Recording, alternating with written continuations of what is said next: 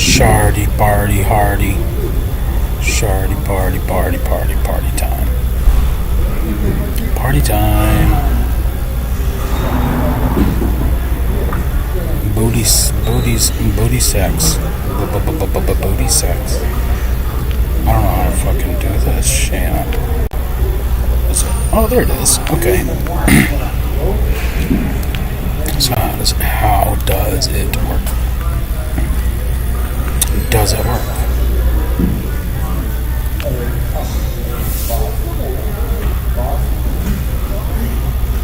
Does it work? Does it work?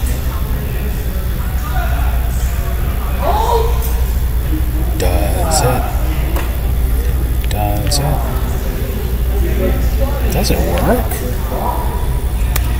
How does it work? How does it work? How does spying work?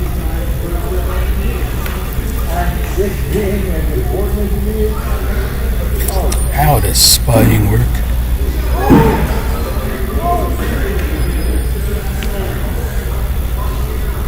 Shit. Something's happening. Something's happening. Hey, anybody want to send a homeless guy a fucking microphone?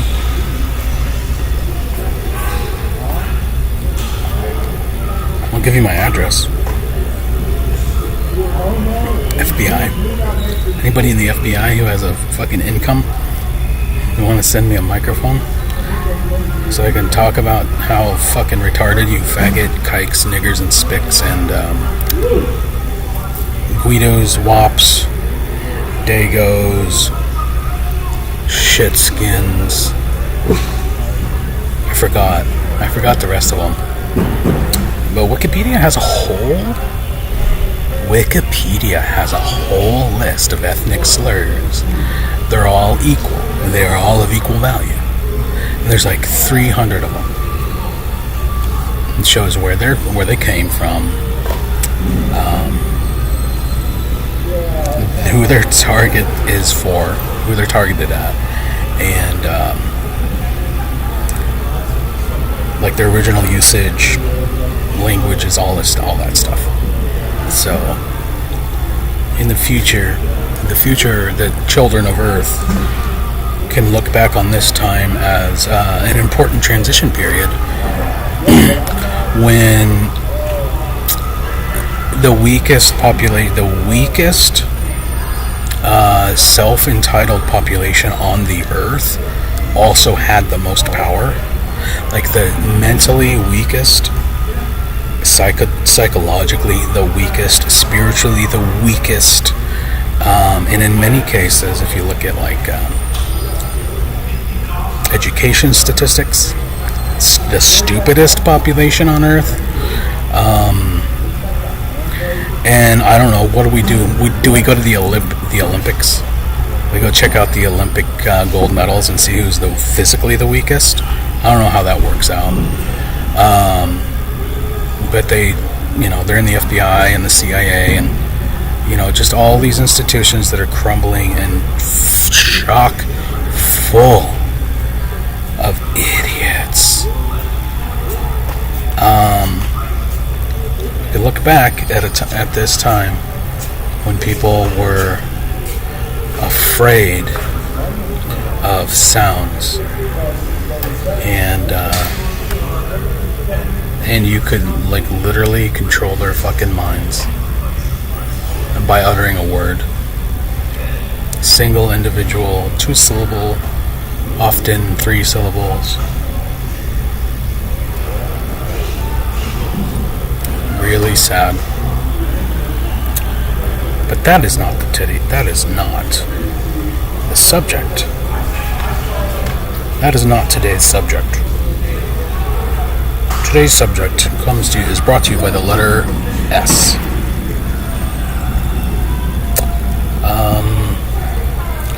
Let's ask, are there any studies about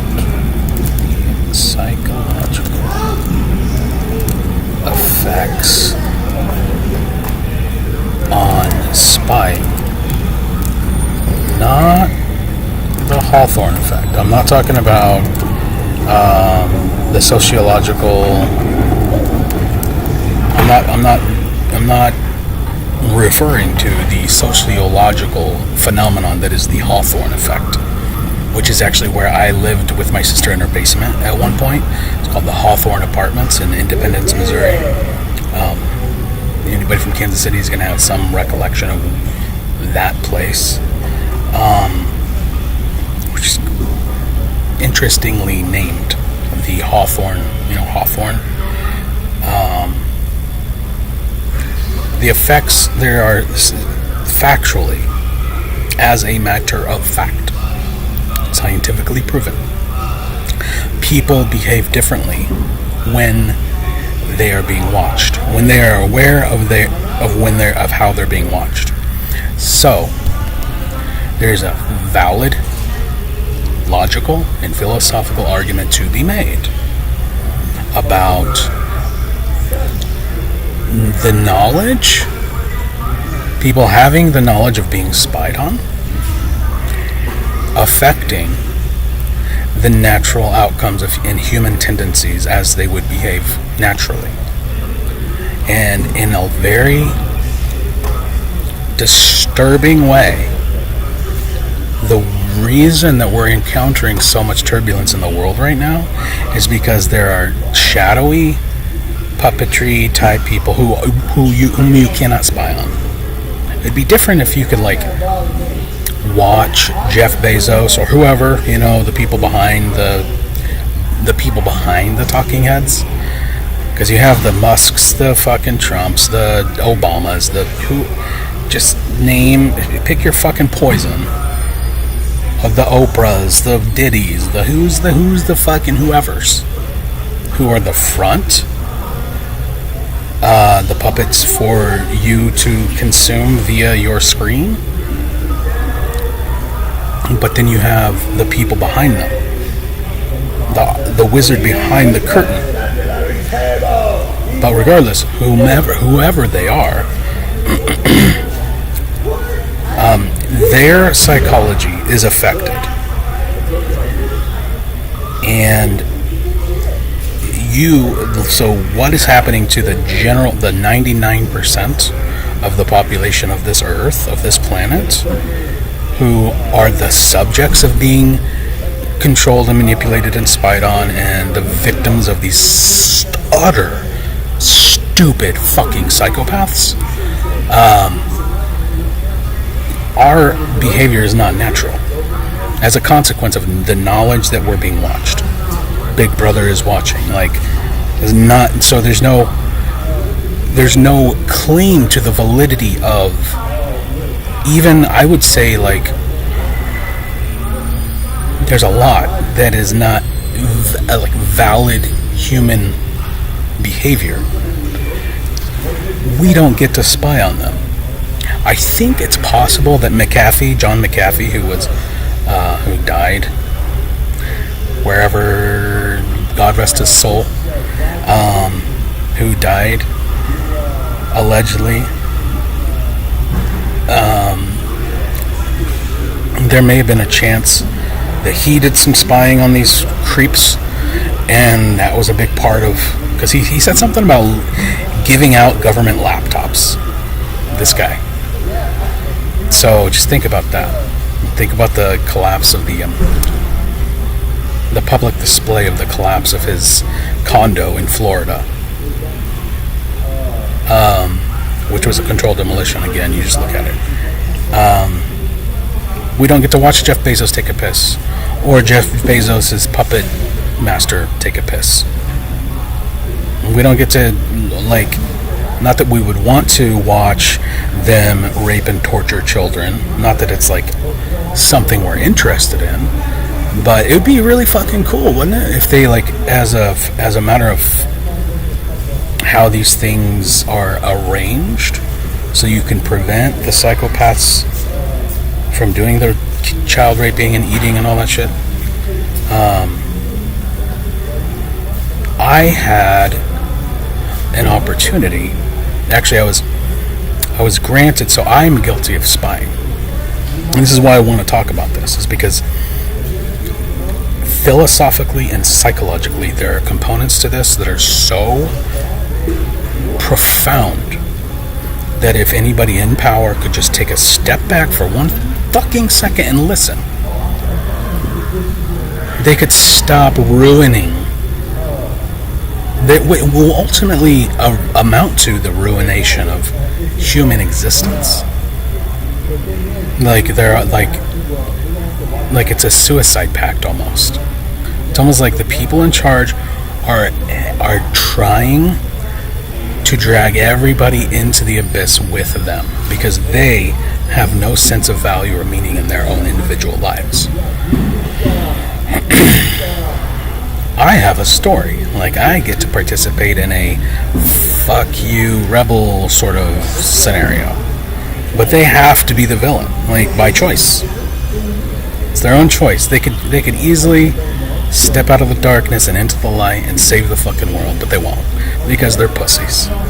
They're fucking pussies. And the opportunity, the experience that I have with this in particular was when I was working at the Mad Greek in Lawrence, Kansas. This was way back in 2014, so over 10 years ago. There's a security camera system, and I had access to it, and it affected my mind. At a certain point, I started to, and I had these conversations with the owners. I started to consider taking that power away because of how much it was fucking with my head. Like, not being there, like not being a participant in the natural processes of a rush, like the servers and the employees and the diners and all that stuff. Not being a participant who is an intended aspect of the audience. So like the way reality works is you inhabit the same physical space as another person, and the knowledge of your presence and who you are and everything is involved in that interaction. What spying does, what watching from a distance behind a veil does to your head is it informs you about what is happening, but it causes, there's a time delay factor and an effect on your mind that disrupts the natural flow of understanding how things are actually transpiring. I'm going to give you an example.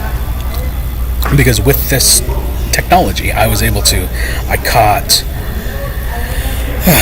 God bless me, or God forgive me, sorry, God bless me, please. I caught the head cook, John, throwing out an entire batch of it had to have been over $100 to $200 worth of product because he felt like it was made wrong, even though it was made by the original owner's son who helped develop the fucking recipe. So the guy basically who was involved in developing the recipe for this ingredient made a batch of it, which is like a 5-gallon tub of it, and because he had a little hissy fit because he was a fucking just a wretched, horrible human being, he on the camera I watched him fucking go down, pick it up and fucking throw it in the dumpster. And then there was another instance where I caught somebody stealing a whole brand new fresh bottle of brandy, shoving it down his pants. There was another instance when I caught one of the other managers stealing $20 out of the fucking drawer, but cleverly disguising the fact that he was doing it. All of these things, you would think, oh, those are why we have these. And you're right. When you go to review a camera, like a replay on a football game or something, what you're doing is you're using a tool and a technology to either confirm or deny the reality, the factual basis of something that has transpired already, without like the ability to review in the NFL, for instance. Prior to that, it was a different game. Prior to all these technologies, it was an entirely different fucking game. So now, the way that our reality functions is there are people watching right now, as like referees, acting as though they have a responsibility to. Well, it's worse than that, because they're not. Notice how, despite the ubiquitous spying that's going on, there's still a child trafficking, human trafficking scenario. Despite the fact that ubiquitous spying, location tracking, all this stuff, the NSA, the FBI, everybody has all these tools. They can identify people who attended January 6th based on information on their phone, and then capture them and put them in a fucking jail cell. This is fucking sick shit. Yet there is a market for child sex slaves. It continues, it remains. When was the last time you saw a millionaire arrested, like the first episode, the pilot episode of Poker Face? So this insidious tendency has these like really, really dark effects on people's minds. And despite having like used my sleuth abilities to save the company or to administer justice or whatever, I don't even think anything really came of those three things. We fired the guy with the fucking brandy. I do remember that. We showed him the video, like, is that not you throwing, that's you, right? You know, that's you putting a fucking bottle of brandy in your pants, correct? Okay. You know what this means, right? You know? But the other things, it was like there's this leveraging. It was like, okay, well, what's the risk? What's the risk reward? What is it, a stern talking to, or yada yada, whatever. But the thing is, having the power to just watch for stuff like that, or to like make sure people are not fucking off while you're not in the fucking building, has this weird effect on you, because it starts to get into your brain this. It is almost a satanic sense.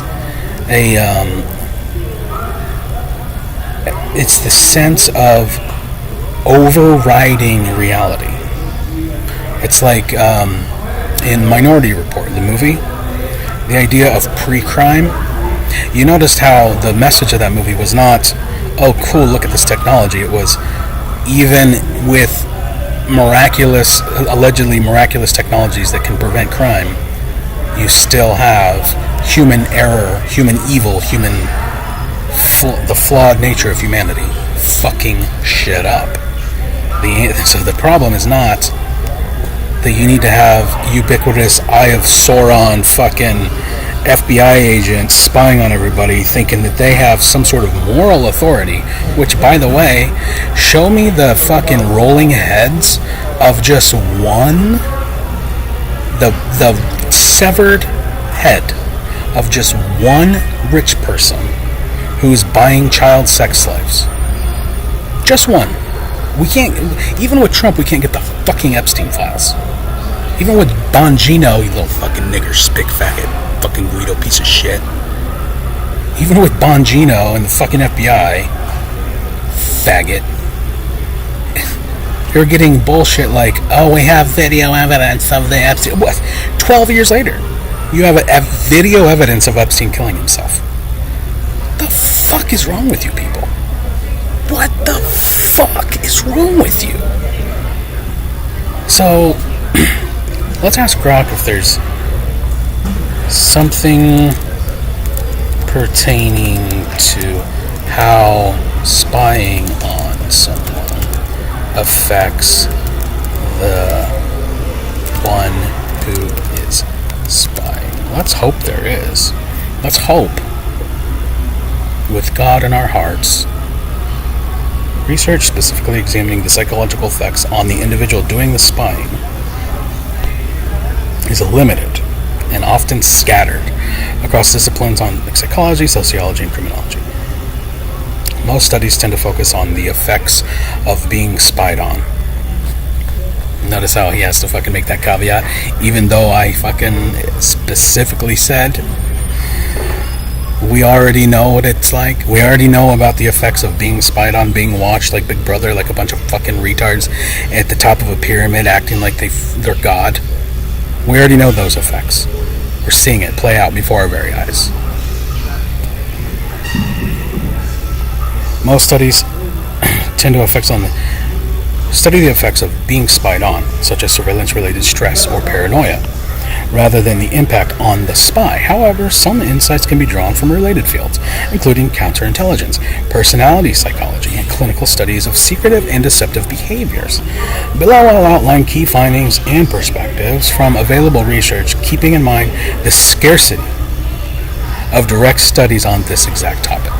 Why is it scarce, I wonder? I wonder why nobody in these magnificent ivory fucking institutions have not studied what happens to the retards who think they're God. I wonder why. I wonder why. I wonder why. I wonder why. Research on professional spies, such as CIA officers, stress and emotional toll. Spying often involves prolonged deception, isolation, and high-stakes decision-making. I'm going to say that again just for anybody who in the back who didn't fucking hear me. I'm going to read that one again. Spying involves prolonged deception, isolation, and high-stakes decision-making. A 2023 article from the Psychology of Spies and Spying from Adrian Furman and John Taylor notes that intelligence operatives, including agent handlers, face intense pressure to maintain cover stories, manage multiple identities like fucking schizoid, faggot, retard, satanic nigger, fucking spick, kikes. Sorry, schizoid. Who's the schizo? Multiple identities. Who's the fucking schizo? And navigate ethical dilemmas. This can lead to chronic stress, anxiety, and emotional exhaustion. Well, maybe you shouldn't fucking do it.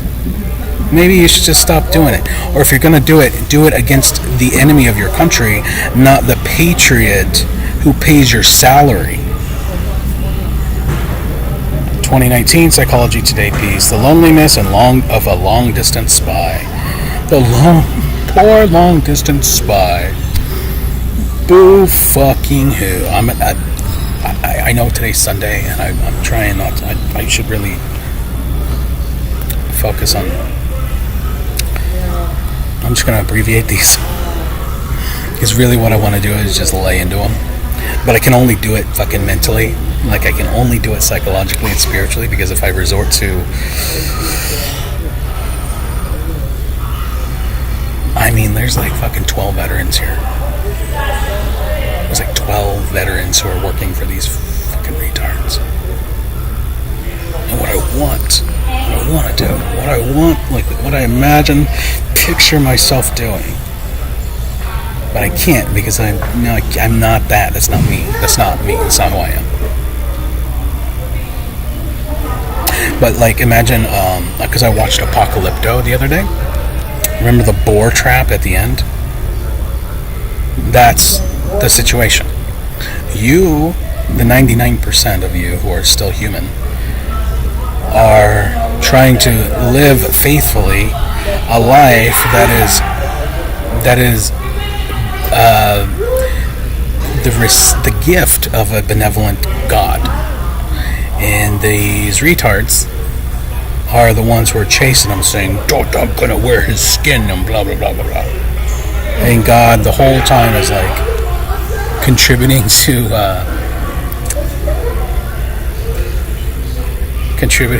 his redemption. Mel Gibson, fucking genius, dude. Moral injury. In ethical conflict, spying frequently requires actions that conflict with personal values, such as lying, manipulating, or betraying trust. It's completely unnatural. It's been going on for way too long. We gotta fucking stop it, man. Actually, you know what? I think you get the point. But just go ask Grok that question if you want further explanation. If you want to get through 1, 2, 3, 4, 5. If you're interested in specific context, professional espionage, spying in relationships, or cyber stalking, I can tailor this further. No single recent study comprehensively addresses the psychological effects on the spy, but combining insights from intelligence psychology, secrecy research, and clinical observations provides a foundation. For more, consider reading this book, etc., etc.